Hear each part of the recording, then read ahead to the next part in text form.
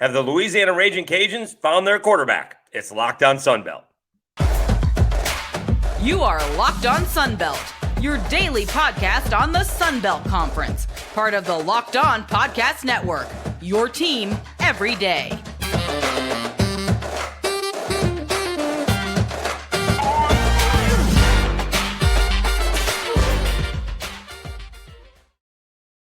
Welcome back to another edition of Locked On Sunbelt, your team every day. I'm your host, Dave Schultz. Today's episode brought to you by FanDuel, the official sportsbook of Locked On. Make every moment more. Visit FanDuel.com/LockedOn today to get started. All right, did attend the Louisiana Ragin Cajuns spring ball game. It wasn't really a spring ball game. It was more of a spring competition. It did get moved inside because of some serious weather. Actually, I think we got like a tornado warning at like 6:15 tonight. By that time, they had already decided that it was going to be inside the Montclair indoor facility. And they still had plenty of recruits. It is the holiday weekend. And so a lot of kids were there to watch the Cajuns play. And again, we had one-on-ones. It looked like a lot like Senior Bowl practices, offensive and defensive linemen going at it, and wide receivers and defensive backs going at it. And we had the all-time quarterback going at it. Like I said in yesterday's episode, you get 7 guys playing and you got one quarterback, and you go 3-on-3 and you go all-time QB, and that's what Zeon Chriss was. And really the first time that I've had a chance to see him up close and personal, and he played all game. I asked him how many throws he made. It had to be close to 60 or 70 throws. I mean, he just kept on throwing the ball. And I think he underthrew one towards the end. And one of the guys standing next to me goes, well, that one was underthrown. Well, he's thrown about 60 passes. We can give him a little slack. It was like not quite 2 hours into the practice, but it was pretty close. And so we'll cut Zeon a little slack. But he's got some serious zip on the ball. He's really accurate, about 20 or 30 yards. Even that 15-yard out, I don't know if he made any pick six throws, and I'm not even talking about having it intercepted. He did have a couple of picks tonight, a couple of good defensive plays. One was tipped up in the air, and you like to see that from a defensive standpoint. And then I think a couple of guys made some good plays on the ball. But he's got some serious zip. When I mean pick six throw, for those who do not know, it's from one hash to the far sideline. That's a pick six throw. But he was good throws, again, on a line, a lot of zip. A couple of times he overshot some receivers. I mean, a couple of times, sailed it out of bounds or sailed it long in the end zone. And it looks like he's still maybe working on his mechanics a little bit. It's going to sound like a baseball pitcher here, but, it's really important for a baseball pitcher to stay on top of the ball. And it kind of feels like that's what Zeon has to do. When he stays on top of the ball, it's on a rope. And when he gets underneath it a little bit, it has a little bit of loft. It may sail on him a little bit. I don't know, kind of just like when he would throw it on, when he would get on top of the ball, he would throw it zoom, and then a couple of times it felt like, I don't know if it's a hitch or whatever it is. It just kind of like the ball would go like that. It was an odd deal. But having talked to a couple of guys that have been around the program, they think he's the starting quarterback. It should be noted, they only have 3. Ben Wooldridge, Chandler Fields, and Zeon Chriss. And all of them have been banged up one way or the other. Ben Wooldridge got hurt during a practice last November, missed the end of the season. Chandler Fields had an appendectomy right before spring ball happened. And even Zeon got banged up early on in spring. And so he's been taking all the reps. And they have, it appears that he has taken advantage of those said reps. That Zeon, I would think, would be the leader in the clubhouse. I guess it depends on where Ben Wooldridge is. And now the portal is going to open up here in about a week. And we'll see what Chandler Fields is going to do. I'm told all the coaches are going on vacation. Tried to get Mike Desimo on the podcast again, but we'll get him post-holidays, probably sometime next week. But you will see.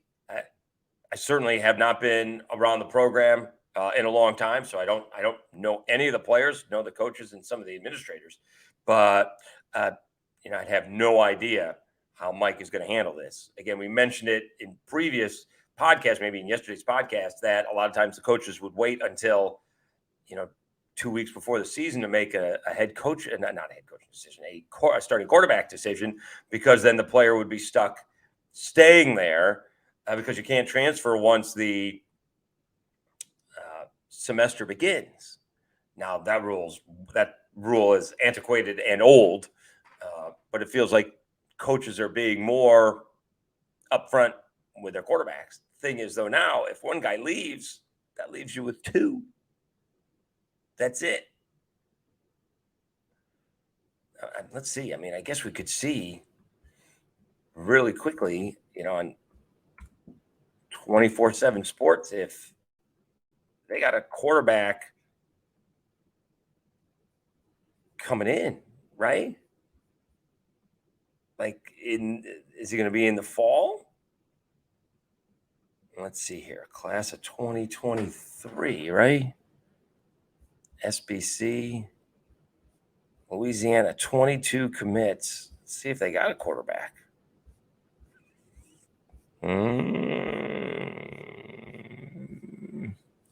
No, I do not see a quarterback listed.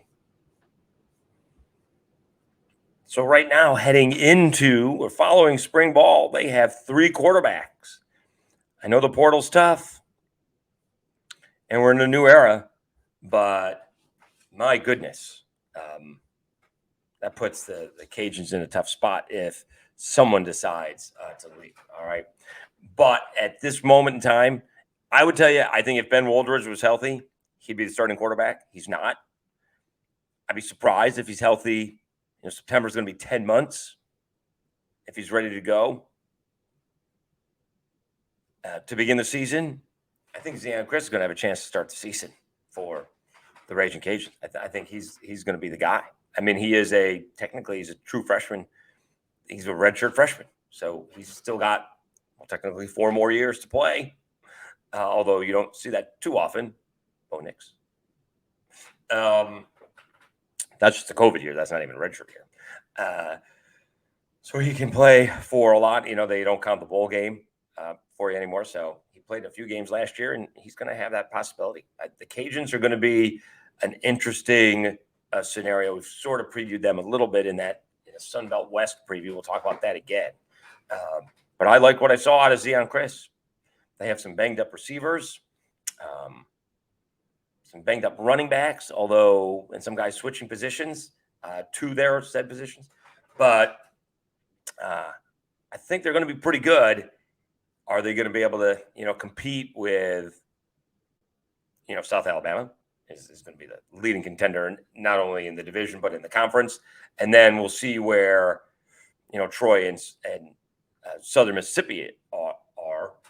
And, can Texas State be an upstart? And again, always seems like Arkansas State and ULM are starting all over again. And that's what they are. So we'll find out. All right, let's take a time out. We'll be back with more talking about the Louisiana Ragin Cajuns spring competition, is what I would call it, compared to the spring game. But first, let me tell you about a little FanDuel. The NBA playoffs are almost here, and now is the perfect time to download FanDuel. Now that I'm no longer in Alabama, I'll download the app. America's #1 sportsbook, because new customers get a no-sweat first bet up to $1,000. That's bonus bets back if your first bet doesn't win. Just download the FanDuel Sportsbook app. It's safe, secure, and super easy to use. Then you can bet on everything from the money line to point scores and threes drained, and see how many seconds the Pelicans can blow a 6-point lead. Oh, no, they don't have that. I added that. Plus, FanDuel even lets you combine your bets for a chance at a bigger payout with a same-game parlay. So don't miss a chance to get your no-sweat first bet up to $1,000 in bonus bets when you go to FanDuel.com/lockedon. That's FanDuel.com/lockedon to learn more. Make every moment more with FanDuel, an official sports betting partner of the NBA. All right, Dave Schultz back with more on Locked on Sunbelt, your team every day.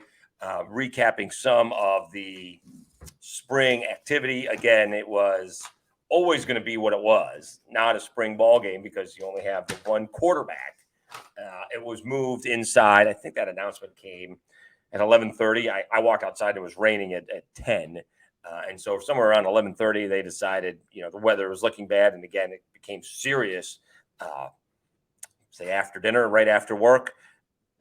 But they had already planned to move it inside, and they got a nice indoor facility. I showed up here in 2013, and the indoor facility was rocking and rolling. I was impressed because in 2013, places like Florida didn't have an indoor facility. Miami just got one a few years ago, and that was at the time 70 yards. That wasn't even a full indoor facility. And here in the Sun Belt, you got the Ragin Cajuns with an indoor facility. And again, also impressed with the amount. I mean, there had to be the fans weren't allowed. The public wasn't allowed because you just don't have that much room. But the recruits and their families were there, and there were a few hundred people there. I'm not sure if it's a few hundred recruits, but there were a few hundred people checking out the game, and they were all, they were the recruits. So it was not open to the public per se. Again, Zeon Chriss looked pretty good as the quarterback. Let's see here. I guess Amir McDaniel, a cornerback, he looked pretty good. Who else did we talk with?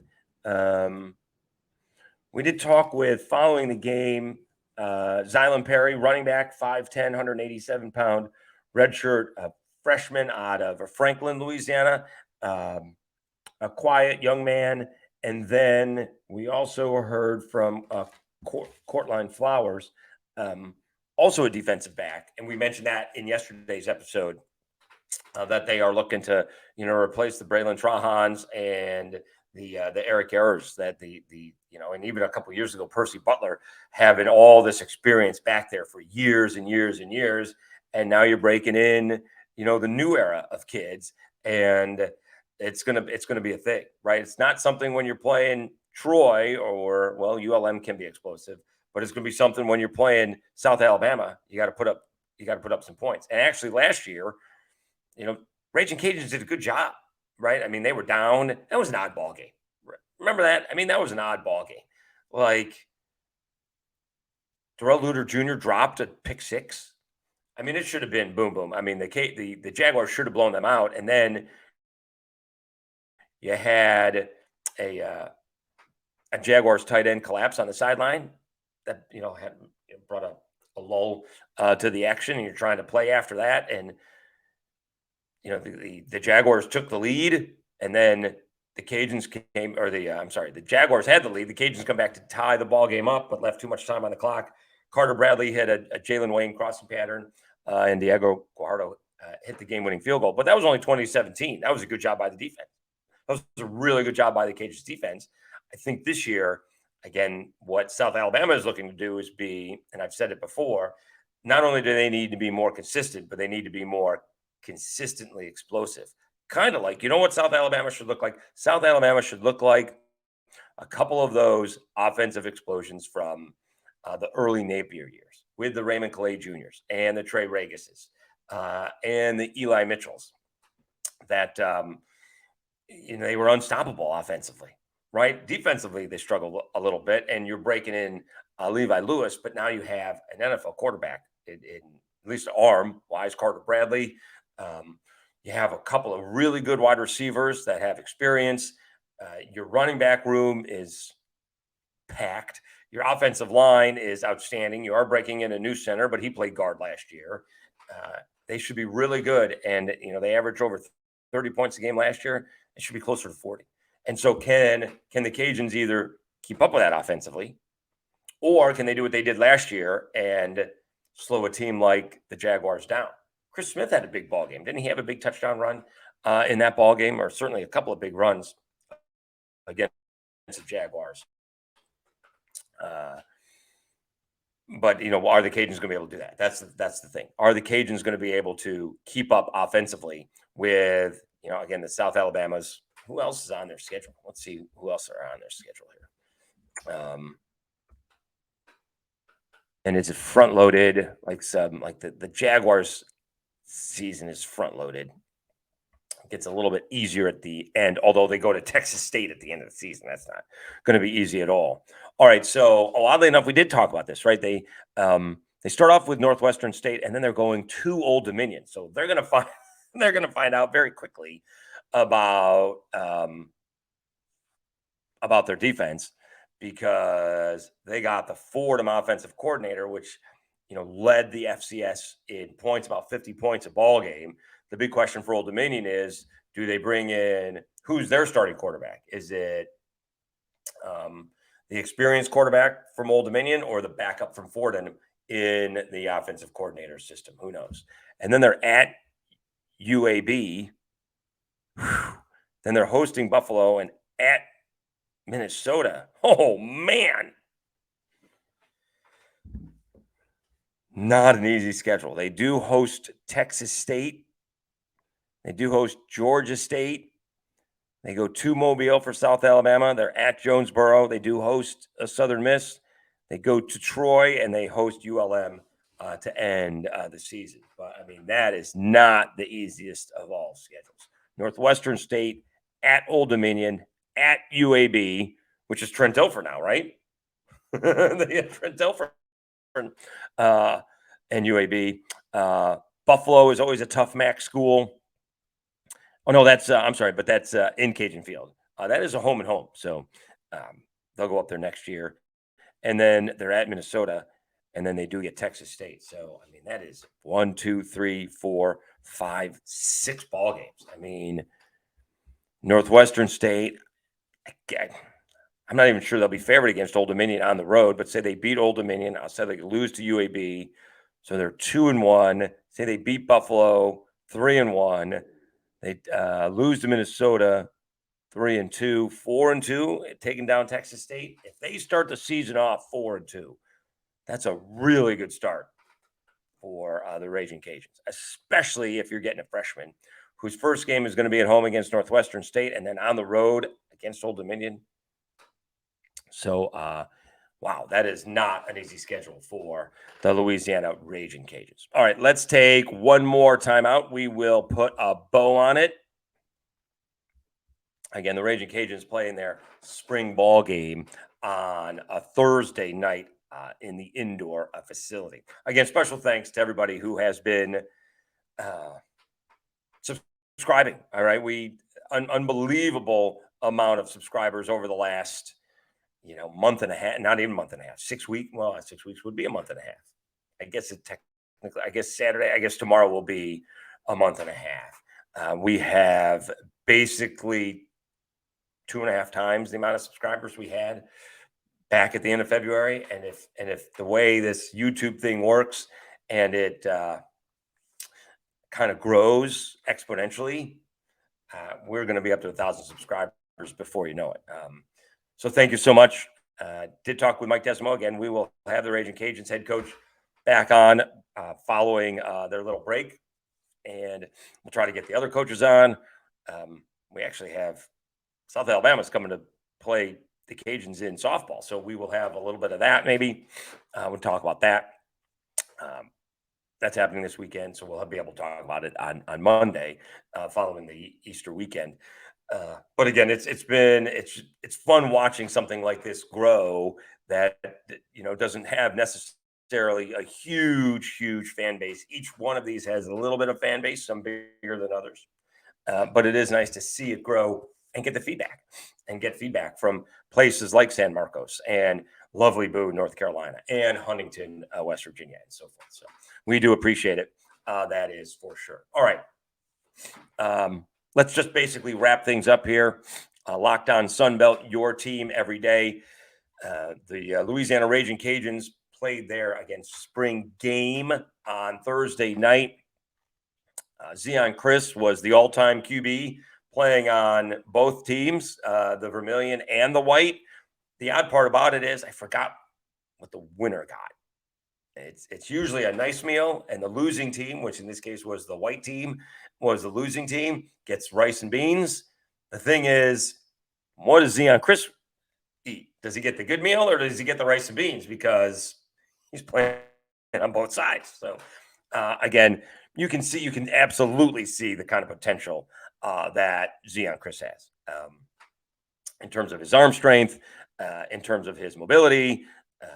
Really has some good arm strength. Needs to be a little bit more mechanically sound, more consistently mechanically sound. And I think some of the throws that sail on him on Thursday will work themselves out. I don't think the throws he had were bad reads, unless a couple of them you're just trying to throw away, because a couple of them sailed well out of bounds. So he could have thrown those. Those could be just thrown away. All right. Didn't have the best viewpoint or vantage point to watch this without, trying to get run over by a blitzing linebacker. And so I'm thinking that the Ragin Cajuns may have found their quarterback. So I think it's going to be Zeon Chriss. It'll be a surprise to me if it's not.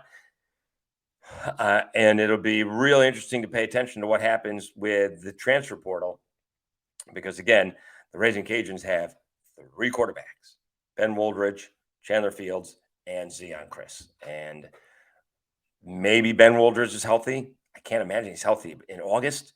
They said him and Chandler Fields were throwing the ball, but that's it. So one's coming back from knee surgery and one coming back from an appendectomy. So Chandler Fields will be healthy here and going to have a couple weeks off and he'll be fine. Ben Woldridge is going to need a little bit more time. All right. So again, thanks so much for tuning in. This has been Locked On Sunbelt. We'll have much more next week, and hopefully have a great holiday weekend. And again, thank you so much for watching and subscribing to Locked On Sunbelt, your team every day.